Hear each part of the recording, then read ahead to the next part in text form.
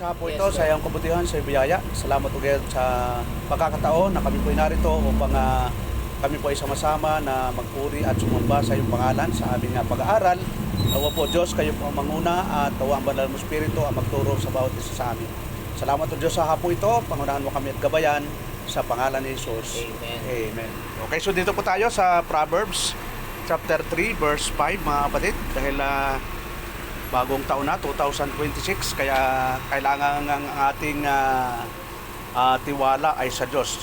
Kaya ang ating pag-aralan ngayon ay nandun po sa Proverbs 3:5. Sabi po dito, trust in the Lord with all thy heart and lean not unto thy own understanding. Ayun, so makita na po natin dito siya po si King Solomon bilang siya po yung sumulat dito, ay ini-encourage niya yung mga Hudyo o mga Israelita during the time ng kanyang kapanahunan na magtiwala sa Diyos, dahil ang pagtitiwala sa Diyos ay tanda na kinikilala natin siya na siya ay sovereign Lord o makapangyarihan sa lahat.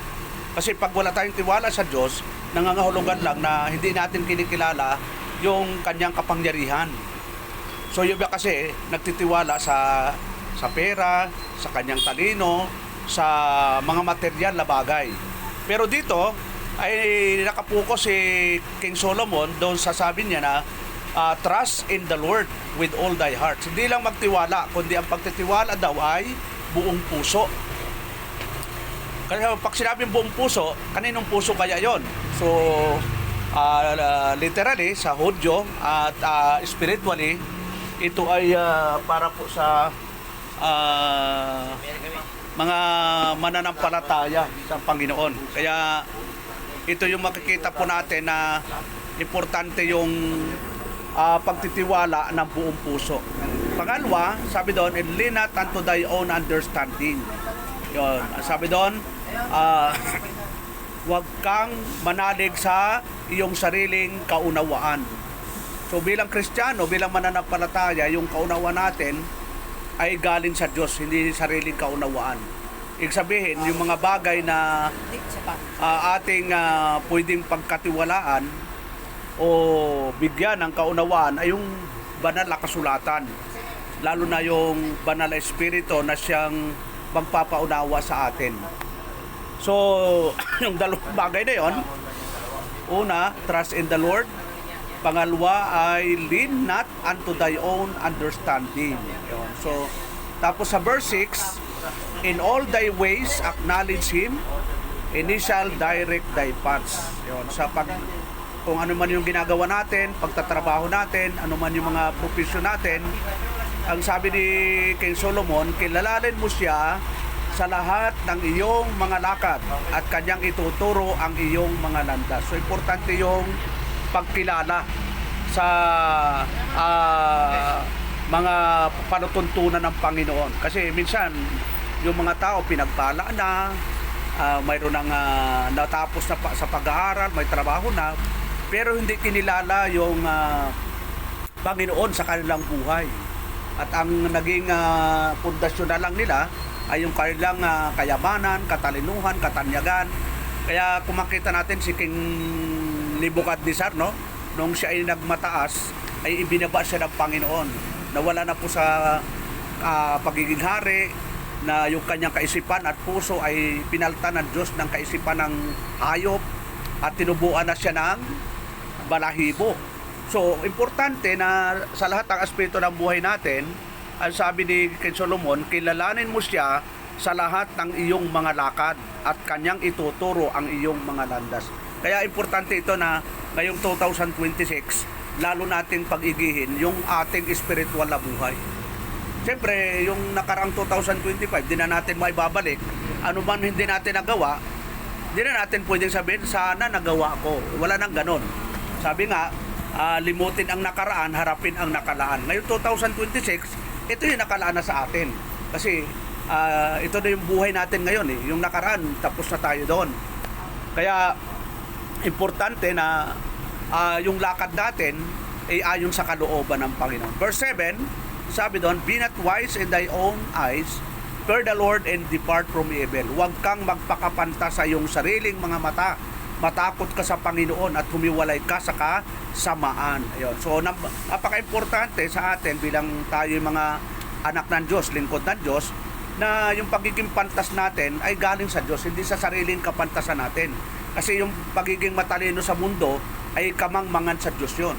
Pero yung katalinohong galing sa Diyos ay resulta ito ng pagkatakot. Katulad sinasabi ni Job 28:28, ang sabi doon ay ang pagkatakot sa Diyos ay siyang simula ng karunungan at ang pag-iwas sa kasamaan ay siyang simula ng kaunawaan. Yun. So, para maging matalino, dapat matakot pala tayo sa Diyos.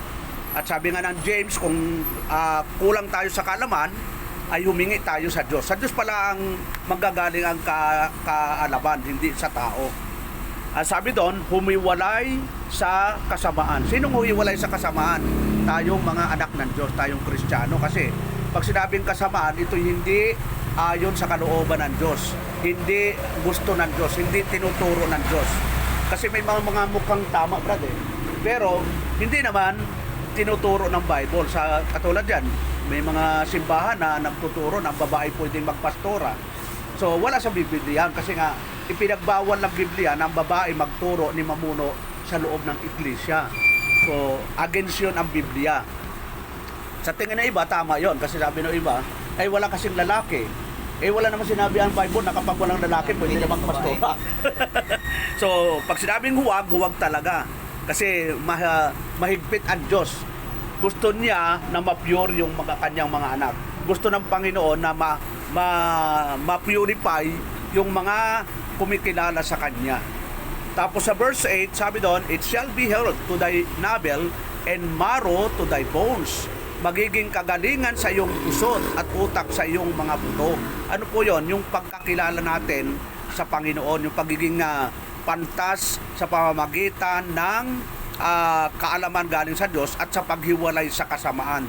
Ang sabi ni King Solomon, magiging kagalingan sa iyong pusod at utak sa iyong mga buto. Sabihin, magiging relax ka, magiging masaya ka sa buhay kasi, di ba sister, pag ikaw ay stress, parang buong pagkatao mo magre-resulta iso sa iyo ng pagkasakit, maraming magiging resulta sa iyo physical health. Kasi yung hindi ka lang makatulog problema yon. So, hindi ka makakain. O pag hindi ka makakain, ulcer, di ang daming karamdaman ang darating sa iyo. So, pag ikaw ay nandoon sa Panginoon, ang nangyayari diyan, magiging relax ka. Kasi nagtitiwala tayo sa Kanya. Ano man yung mga problema natin, mga dalahin sa buhay, ipinagkakatiwala natin sa Diyos na siyang may kakayanan na magresolba ng mga problema natin. Kasi kung tayo po, lahat tayo may problema, pero napakalimitado lang yung magagawa natin sa ating problema. Minsan sakit nga ang ngipin, minsan hindi natin masolusyonan di ba? Yung iba kukuha lang ng bawang, isaksak mo. Pero kinabukasan masakit na naman. Pero para mawala yung sakit, punta ka sa dentista. Yun. Pero ang realidad sa ating buhay spiritual, ang Diyos lang talaga ang pwedeng solusyon ng ating ng ating mga dalahin. Kaya doon sa verse 9, sabi doon, honor the Lord with thy substance, with the first fruit of all thy increase. So, pag sinabing honor the Lord, para honor your father and mother, respeto. Yon, hinihingi ng Biblia yung pagrespeto natin sa Diyos. Yon. Parang sabi doon, paano natin nirespeto ang ating magulang? Yon. Ibig sabihin, pag sinabing nirespeto, talagang ginagawa mo ng kabutihan. Sinusunod mo yung magulang mo kasi nirerespeto mo. Kasi yung iba, sabi nila, may galang naman ako sa magulang, pero wala namang respeto, hindi sinusunod. Parang magulang lang sa pangalan, pero walang respeto. Walang paggalang. Di man lang madalaw yung magulang, di man lang maipasyal. Yon. Kung buhay lang yung tatay ko, ipapasyal ko sa Mall of Asia Kaya lang patay na. Kung kailan naman ang patay, gusto na pang ipasyal, paano may ipapasyal? Kaya maganda, buhay pa yung magulang natin, buhay pa yung mga mahal sa buhay natin, doon natin iparamdam yung pagmamahal. Kasi paano pa mararamdaman nila na mahal natin kung patay na sila. Tapos pag patay na, saka kaiiyak, saka nagre-reunion. Dapat ka nagre-reunion pag buhay pa eh. Di ba? Eh, iba nagre-reunion pag patay na. Ay, punta tayo kasi patay na si Papa. Nung may sakit, ayaw man lang dalawin. Tapos, oy, paano yan? Patay na. Eh, sagot mo ang 10,000. Nung nasa ospital, ayaw man lang magbitaw. So, pag sinabing honor, nandun yung respeto, nandun yung paggalang, nandun yung pagsunod. At ang sinabi dito, honor the Lord. Yun. With thy substance, with thy first fruit of all thy increase. So, siyempre, material ang tinutukoy. Pero yung honor dito, napakalawak ito na kailangan nating intindihin. Na kapag ang isang mananampalataya, isang Kristiyano, ay nirespeto ang Diyos, sinusunod, ano ang pangako? So shall thy barns, thy field with plenty, and thy presses and shall burst out with the new wine. Sa gayoy mapupuno ang kayong kamalig ng sagana at ang iyong mga alilisan ay aapawan ng bagong alak. Sabihin, blessing yung darating sa mga nag-o-honor sa Diyos o nagrespeto at sumusunod sa Kanya. Kasi gano'n naman yan, di ba? Ito, last verse natin bago tayo magtapos. Sa Deuteronomy 21:8, sabi doon sa verse 1, and it shall come to pass, if thou shalt hearken diligently unto the voice of the Lord thy God, to observe and to all his commandments, which I command thee this day, and that the Lord thy God will see thee on the high above all nations of the earth. Yon, sabi niya sa verse 2, and all these blessings shall come on thee and overtake thee, if thou shalt hearken unto the voice of the Lord thy God. So yung blessing pala, pwedeng mag-overtake sa'yo. Ibig sabihin, wala ka pa doon sa lugar na pupuntahan mo, nag-iintay na yung blessing. Ano ang kondisyon? Pag sinunod mo yung gusto ng Panginoon. Kabaliktaran naman ito, pag ayaw mong sundin, may mag-overtake din sa'yo, pero hindi blessing. Ano yung mag-overtake? Sabi ng 15, but it shall come to pass, if thou will not hearken unto the voice of the Lord thy God, to observe to do all his commandments and his statutes, which I commanded this day, that all these curses ang mag-overtake, shall come upon thee and overtake thee. So dalawa yung mag-overtake. Ibig sabihin, darating, sabi doon, mangyayari na kung hindi mo didinggin ang tinig ng Panginoon mong Diyos, na isasagawa ang lahat ng kanyang mga utos at ang kanyang mga palatuntunan na aking iniutos sa iyo sa araw na ito, na ang lahat ng sumpang ito ay darating sa iyo at aabot sa iyo. Sa dalawang darating, pagpapala at sumpa. Pagpapala sa mga susunod sa Diyos at sumpa sa mga ayaw sumunod sa Diyos. So, ngayong 2026, naranasan na natin yung 2025, tapos na yun eh. So, kumbaga, hindi naman kailangan natin mag-New Year's resolution. Trabaho lang ng mga unbeliever. Tayo, araw-araw, dapat may tinatawag pa tayong reformation. Kaya dapat sabi ni Apostol Pablo, be renewed in the, sabi doon, do not conform in this world, but be transformed. Yun, transformation ang kailangan natin eh.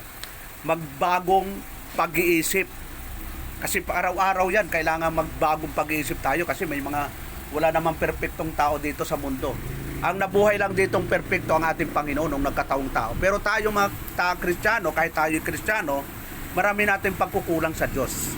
Pero dapat yung pagkukulang ng 2025, maging lesson naman sa atin. Noon yung 2025, dala-dala pa natin 2026, parang wala tayong natutunan.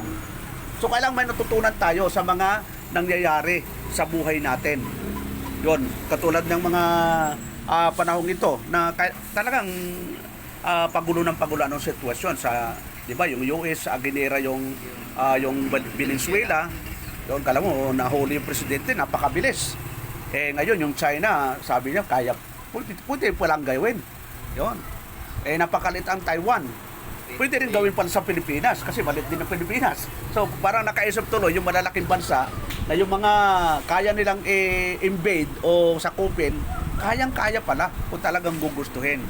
Pero, siyempre, kung ipapahintulot ng Diyos, mangyayari yan. Kung hindi naman, hindi talaga mangyayari yon. So, may purpose pa rin si Lord. So, ang kailangan lang natin, maging matibay tayo, kung babalik tayo doon sa ating teksto, doon sa Proverbs chapter 3, verse 5. Ang sabi po doon, trust in the Lord with all thy heart, and lean not unto thy own understanding. Ayun. So, yun lang po tayo magtatapos. Tayo po ay manalangin po na tayo ni Brother Alex sa prayer. Ay, Lord, salamat po sa salamat po sa mensahe po ng Brother Ruel, sa blessing the Lord, God, namin, namin sa atin po na kayo po nagtiwala sa inyo. Salamat namin sa inyo. Lord, financial, physical, self-care. Wala po namin sa inyo, Lord. Tarayin po namin sa natapos ng sabi, sa mga